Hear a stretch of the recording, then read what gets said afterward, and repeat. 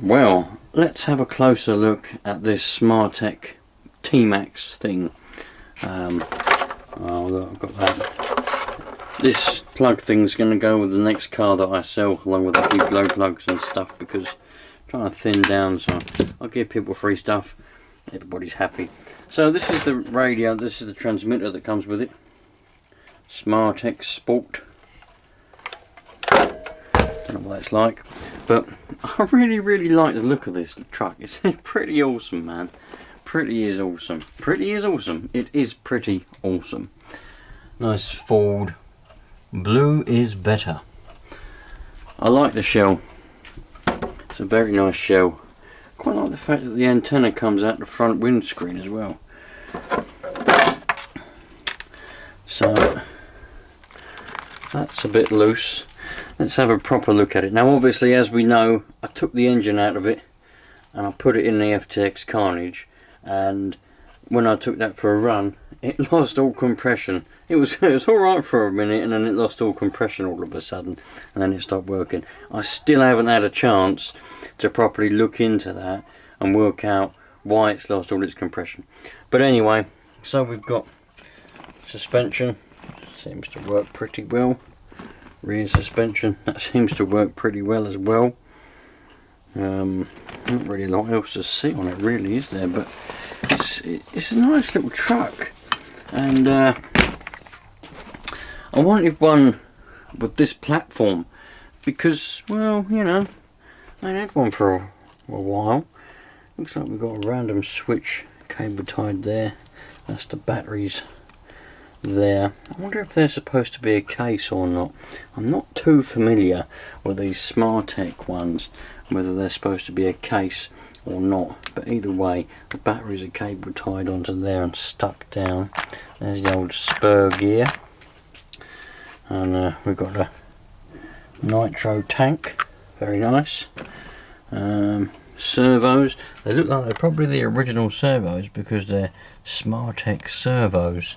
So probably are the original servos. Is the steering servo the same? There's no label on it, but I would imagine there's even a label there that's still on there. I'm assuming that must be the model number, 910B. Don't know. But it's a nice truck, needs a little bit of a clean. Not really any damage on it, to be honest. Oh, bloody Jesus, look. Knocked all my thingamajigs over now.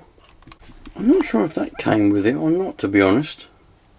This was just laying around on the bench. I'm not sure if this came with it or not. It might have done. Now, people have said to me, is this for sale? Of course it's for sale. Anything is for sale, for the right price. There's a few things that might not be for sale, but within reason everything is for sale. So anybody wants to buy this, they're welcome to. There's 3 or 4 people that are interested in it, and I've said just make me an offer and we'll see how I feel about that. But if nobody offers me the right money, I will be keeping it, and I'm going to be putting a better engine in it.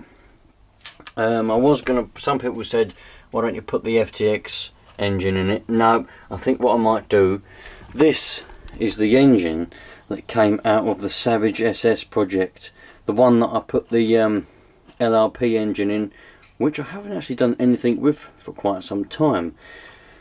This is the engine that came out of there, and there doesn't appear to be anything wrong with it. I didn't really get to fully test it because, well, let's be honest, when I did, the transmitter was having issues. But I was thinking to myself, I reckon I could, if I get some different engine mounts, because obviously those ones are too narrow, they won't go past the block down there, but if I can jam that in there like that, I reckon this would make for pretty fun shenanigans, as they call it, you know. That would be pretty cool in there, because it's only meant to have a little 18 size engine. People probably put 21s in them or things like that, but this is a 3.5 hot bodies, so you know, I reckon that would be quite fun. So that's if I keep it, but I've said to these people, you know, make me an offer and if somebody offers me the right amount of dollar, then I'll let this go. But this came all the way from the Netherlands, so you know, things that come from a long way away, they're pretty more special to me than the things I bought locally. So got that imposter engine over there that pretends to be a Mac, but it isn't. Could put that in it perhaps.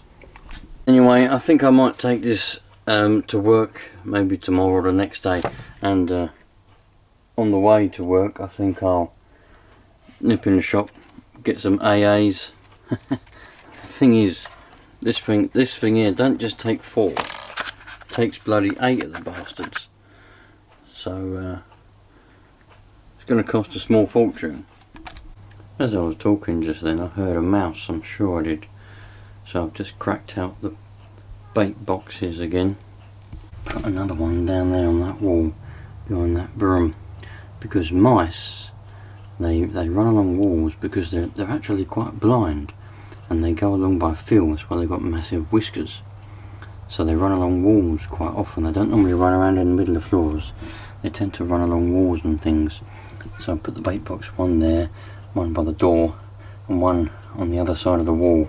And another one down there, because behind there is insulation like that, and I reckon they're going to want to be going behind there and nicking all of the insulation most likely.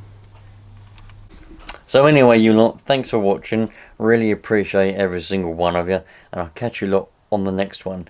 Look after yourselves, look after each other. Just chill out and go and enjoy your RC cars, you lot, because that's what they're there for.